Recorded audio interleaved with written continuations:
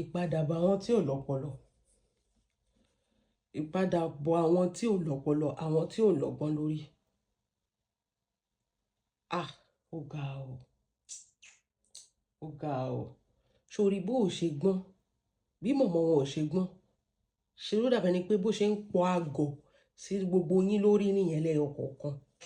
Mọ̀mọ́ ń pọ spam àgọ̀ sí yín lórí. Lágbàlagbà, gbogbo ṣe ń ṣe. Ta ni ò ṣàìmọ̀ pé ìwọ gangan nìyẹn, pé fọ́tò ẹ̀ nìyẹn. Ṣé o mọ̀ pé mọ̀mọ́ ò lọ́pọlọ, so ẹnu mọ̀mọ́ ò dẹ̀ bò, kò ní mọ̀gbà tó máa jábọ́. The interview was so telling that was you. Ìgbà tẹ́ máa réyàn gidi ńlẹ̀ tẹ́ ní fi ṣe yá, tó jẹ́ pé bó o ṣe dàgbà náà, o ò dánú, mọ̀mọ́ náà dàgbà, mọ̀mọ́ náà ò dánú, ìkan ni gbogbo yín. Ta ni ò mọ̀, ta ni ò ṣàìmọ̀ bó ṣe ń sọ̀rọ̀ yẹn, ẹ sọ̀rọ̀ títí ẹ tún sọ̀rọ̀, ẹ tún rojọ́ mọ́ra yín lẹ́sẹ̀. Ẹ máa gbọ́rọ̀ ọ̀rọ̀ àgọ̀ tó ń sọ fáwa. Ó máa sọ fún wa pé Wọnúọlá ń bọ́kọ ń sọ̀rọ̀. So tí Wọnúọlá bá lè ń bọ́kọ ẹ̀ sọ̀rọ̀, kò wá mọ̀wọ́ tó jẹ́yàwó. Àmì báwo làwọn wípé ẹ̀ ṣe máa ronú náà? Ó ní Wọnúọlá ń bọ́kọ ẹ̀ sọ̀rọ̀, ó lóò rajà lọ́wọ́ ẹ̀, ó wá ń bọ́kọ ẹ̀ sọ̀rọ̀. So bí Wọnúọlá ṣe wá ń bọ́kọ ẹ̀ sọ̀rọ̀, ta ni ò mọ̀ pé tó bá ti lè mọ́kọ ẹ̀, ó ti mọ̀ ẹ́, because I don't understand. Kó tiẹ̀ mú fọ́tò ọkọ ẹ̀ kó fi àwọn èèyàn báyìí, wọ́n máa sọ pé ìyàwó ọkọ lágbájá lélẹ́yìí, ó ti tán.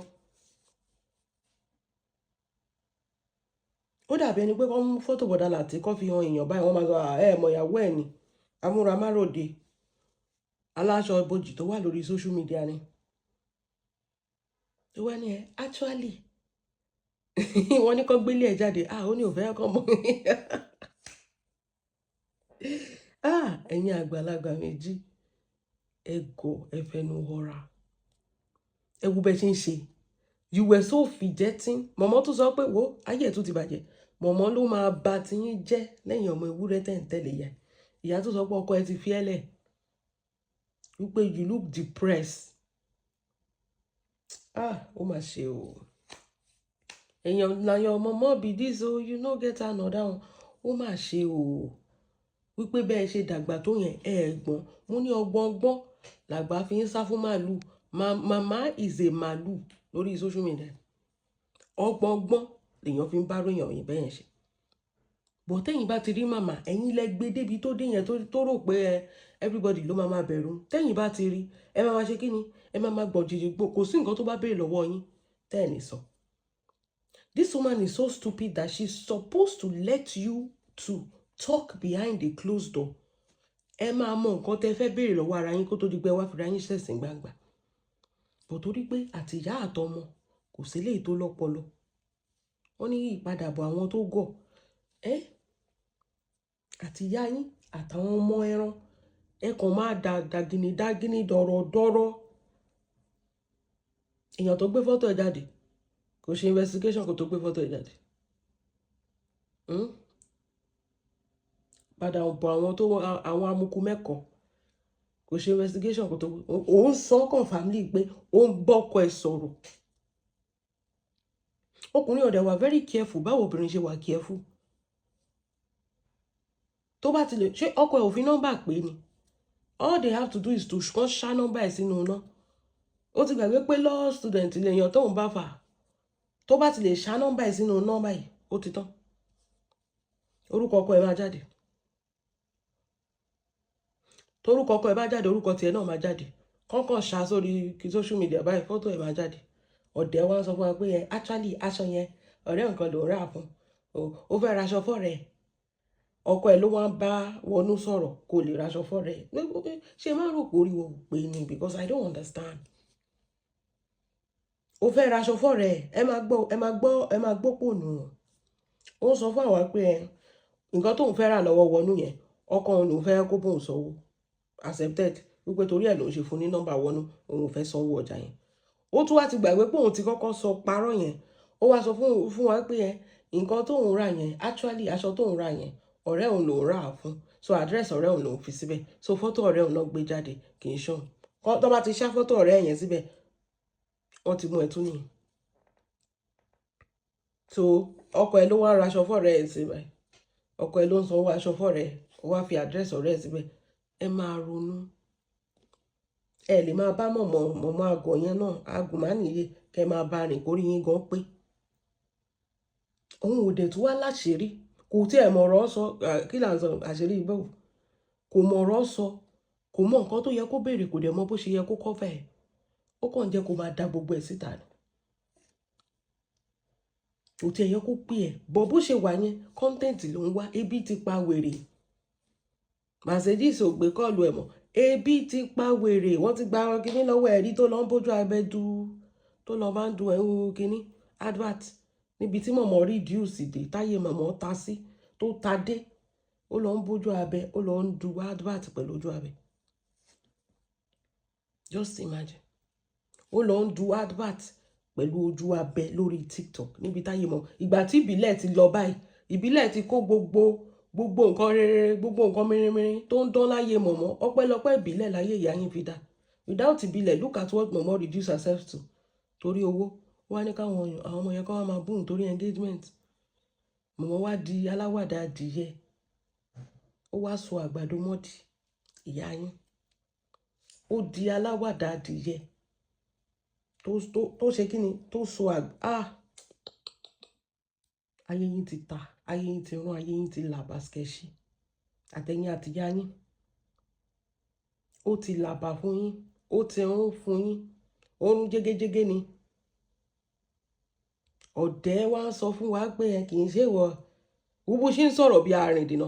Mo máa ń sọ kíní kan fún ṣe rí àwọn tó máa ń kọ́mẹ̀ǹtì tó máa ń ṣe kíní yẹn. Most of them low self-esteem. Ẹ wo irú woman yìí. Ẹ wo bó ṣe lọ ń wọ̀ṣì wọnú ọlá pẹ̀lú comment. Ìgbà tó wá di pé kó fẹnu ara ẹ̀ sọ̀rọ̀ ń sìn báyìí. Ẹ wo bó ṣe ń sọ̀rọ̀ bí èèyàn tó ń datọ́. Very very very. Ẹ máa yin àwa tá ẹ máa Ọlọ́run ẹ máa yin àwa tá ń sọ̀rọ̀. Ẹ rí gbàṣọ ọ̀rọ̀ àtọ́jọ́ tó sọ pé ó dàbí ọ̀sán yìí ohun ẹ̀ dàbí wọ́n ní ohun wèrè dàbí ohun ọ̀sán yìí lẹ́rú tí ń bá àti ṣe live láti fi voice ẹ̀ sọ̀rọ̀. Wọn ò ní confidence kankan. Wọn ò ní ìyá Wálé náà nǹkan ẹ rí bó ṣe máa ń sọ̀rọ̀ náà. Tó bá yẹ ẹ̀rọ òyìnbó burúkú tí wọ́n lọ ń ṣe lórí iṣẹ́ àṣọ òyìnbó nìyẹn. A kàn mú any word ọ̀rọ̀ tó bá ṣàti wá sí lẹ́nu á dẹ̀ jù sínú ẹ̀. Ẹ̀rọ á dẹ̀ bá ẹ pé wípé ṣé ó yẹ kí ọ̀rọ̀ ẹ̀ wà nù àfi cardiac implantation. Á dẹ̀ mú ọ̀rọ̀ wọ́n implant cardiac. Ìyá Wálé ayé yìí ti bàjẹ́. You will die an illiterate. Ọlọ́run. Gbogbo nǹkan lọ́lọ́run fi jẹ yín yà. Wọ́n jẹ́ pé àwọn ọmọ yín kàwé ẹ̀ bá tún máa yan gàn pé èmi ò kà o. Bọ̀ àwọn ọmọ mi ló kà. Kẹ́ máa fi pàǹdà pàdánù. Kẹ́ máa fi oppress wa. Ẹ̀yin ò kà, àwọn ọmọ ò kà. Kò sí nǹkan kan. Ẹ kọjá lórí àpáta bí òjò tí ò ní pa. Ẹ̀yin kọ́ mo ti ẹ̀ fẹ́ wá bú. Òpònú ìpadà ògùn àwọn òmùgọ̀ yẹn. Òun gangan mo fẹ́ wá bú. Ẹ máa gbọ́, this is from Ashawo Blogs, by the way. The hypocrisy on this fracas is the one that started an issue. The oppressor claiming victim, exactly. One who did not come for you. One who did not talk to you. Ọ̀rọ̀ tó okay tí wà tí wọnú tẹ́ bá ra nǹkan tẹ́ ta nǹkan láàrin ara yín. Ṣebí kíní how many years ago? Why do you have to put yourself in a situation that doesn't exist between you and this person? Mo máa sọ fún yín, ṣebí comment ilé London Post. Gbogbo èèyàn ní fracas. Wọ́n jáde, àwọn kì í ṣe fracas. Àwọn kì í ṣe fracas. But gbogbo nǹkan tó bá lọ nínú fracas ló máa ganu sí. Àwa à ń ṣe fracas, àwa àti gbà pé fracas. Mi ò deny rẹ̀, fracas là ń ṣe everyday ni. No leave, no transfer. Tẹ́ bá dé bí anytime, ẹ máa bá ní. But àwọn tó bá ti ń sọ pé àwọn ò ṣe fracas o, àwọn ò like fracas o, àwọn kí ló dé tó lọ ń bú wọnú tí ò bú ẹ? Kí ló dé tó lọ ń bú wọnú tí ò bú ẹ? Ṣé bẹ́ẹ̀ ti jà?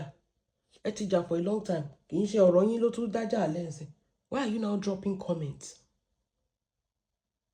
about this person that did not come for you, that was not talking about you, just because you want to feel alone? ṣó ti wá ní sìn wọ́n ti wá torí ẹ̀ bomi àìmọṣẹ́ ọkọ̀ ológun ẹ̀ ló fi ń torí bomi gbóná.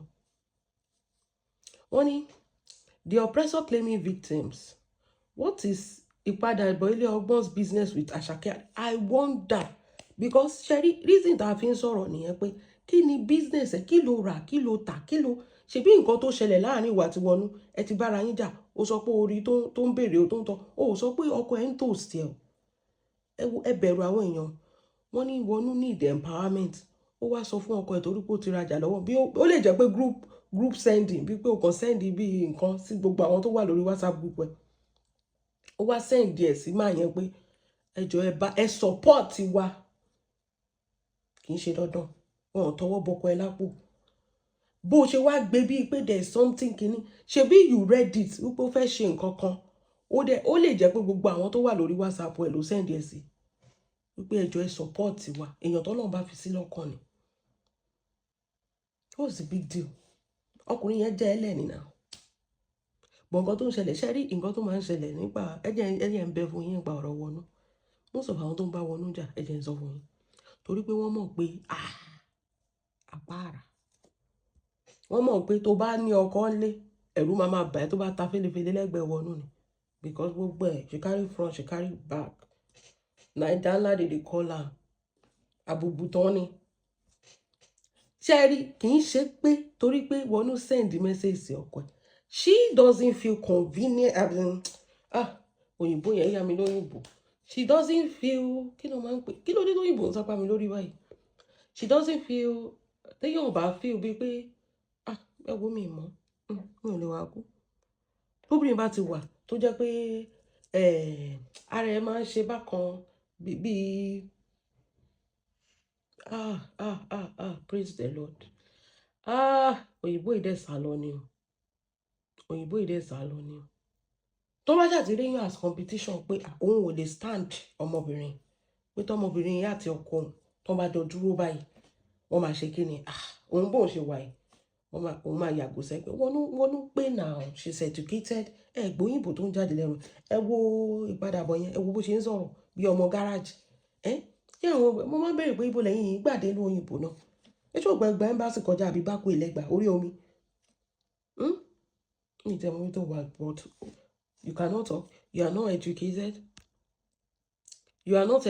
you cannot talk, o lè ṣe anything, you are competing gbogbo nǹkan wọ́n mọ̀ pé Wọnú beat wọn hands down nǹkan tí wọ́n fàjà lórí social media ni ó mọ̀ pé number one ẹ̀rù ń bà kò tí ì ṣẹlẹ̀ o wípé ọkọ òun lè lọ toast ọkọ ẹnìyẹn that's the problem nílé ayé ọkọ ẹnìyẹn kì í ṣe pé Wọnú toast ọkọ ẹ̀ listen to this thing kì í ṣe pé Wọnú ló lọ toast ọkọ ẹ̀ Wọnú send nǹkan wípé ẹjọ́ a fẹ́ ṣe nǹkan kan ẹjọ́ ẹ ràn wá lọ́wọ́ with anything ó lè jẹ́ pé ṣe mo bó ṣe máa ń share message láàrin gbogbo èèyàn tó bá wà ní contact WhatsApp yẹn ó lè jẹ́ pé nǹkan tọmọ yẹn ṣe nìyẹn ó gbà sódì because you know that bó ṣe wà yẹn o ò lè stand ẹ òyìnbó yẹn ó sápá mi lórí ni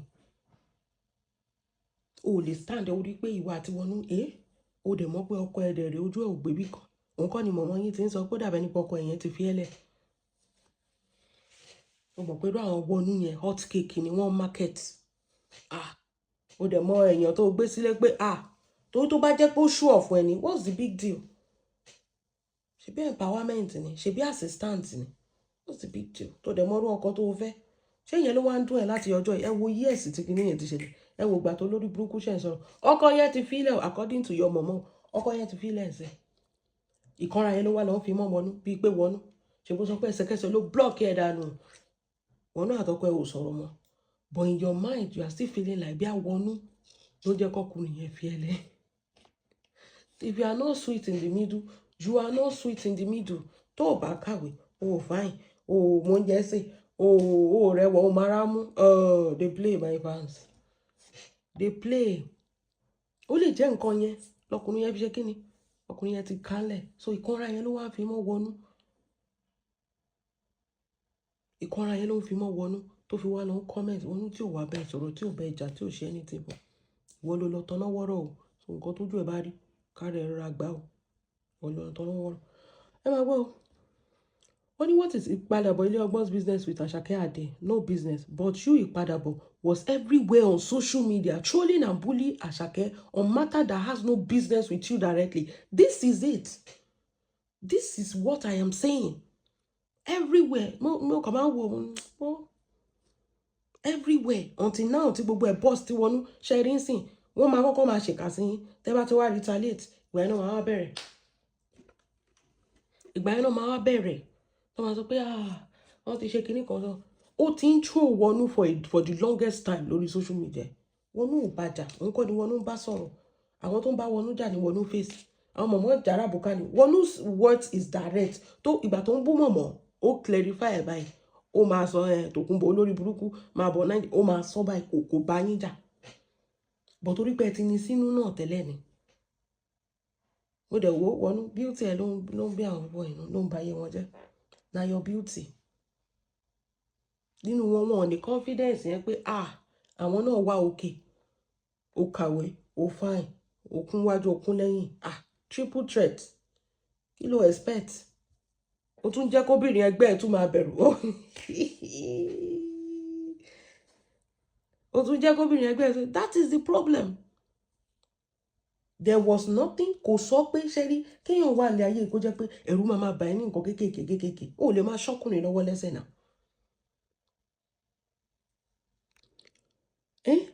You inserted yourself into Esadogis and Wonuola saga unprovoked, libeling and cyberbullying her, but suddenly you are the victim when Wonuola address your issue.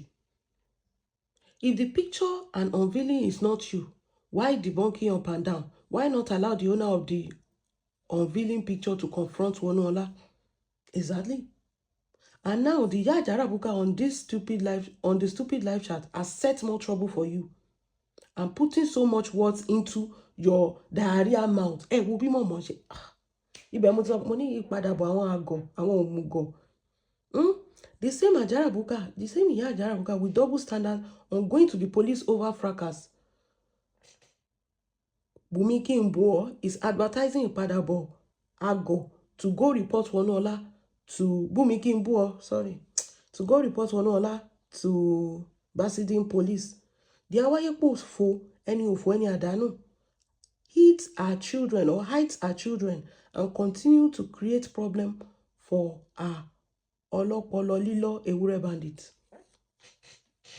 Ọmọ ní kó lọ report fọlọ́pàá torí pé wọ́n bí ilé ojú ẹ̀.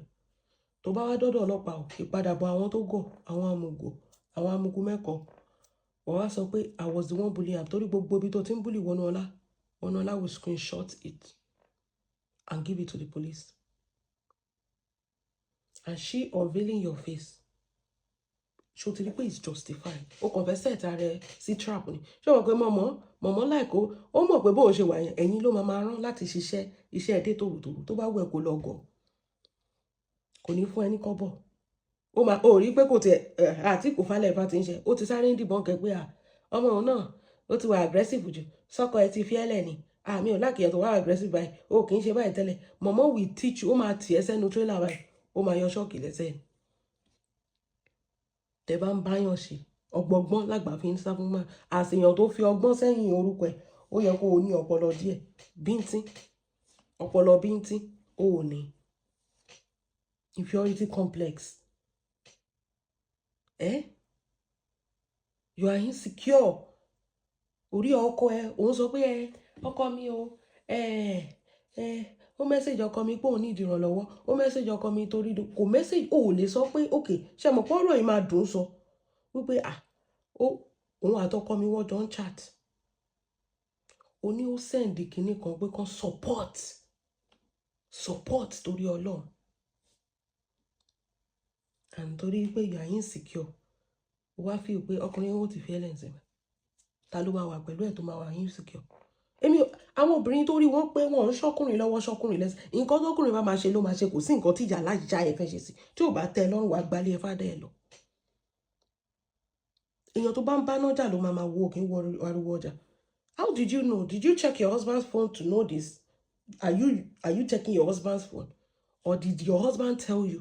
Tọ́kọ ẹ bá ti lè sọ fún ẹ ó ti tán kò sí tó bá fẹ́ ṣe é kò ní sọ fún ẹ ó máa ṣe lẹ́yìn ó máa dojẹ ẹni kò dẹ̀ sí ìyá lájà anybody tó lè stop ẹ. Is it that you went through your husband's phone behind him, or your husband tell you, "But this person needed this thing and asked me for this"? So either way, there is still no issue nínú ọ̀rọ̀ yìí. Mo dẹ̀ mọ̀ nǹkan tó ń dùn ẹ̀, ọkùnrin yẹn ti fearless.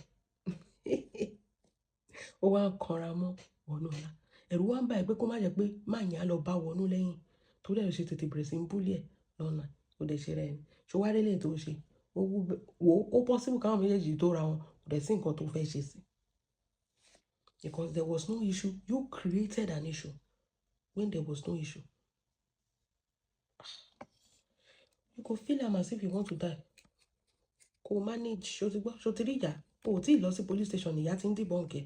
Ìwọ dé police. Ó mọ̀ pé law student, mo máa ń sọ kìíní kan fún yín. Ọmọ Wọnúọlá yẹn, law ló study. Ẹ má jẹ́ kí social media fool yín o. Social media is different from reality. Law ló ṣe kíni, ló study, so ẹ máa feel ẹ̀ náà.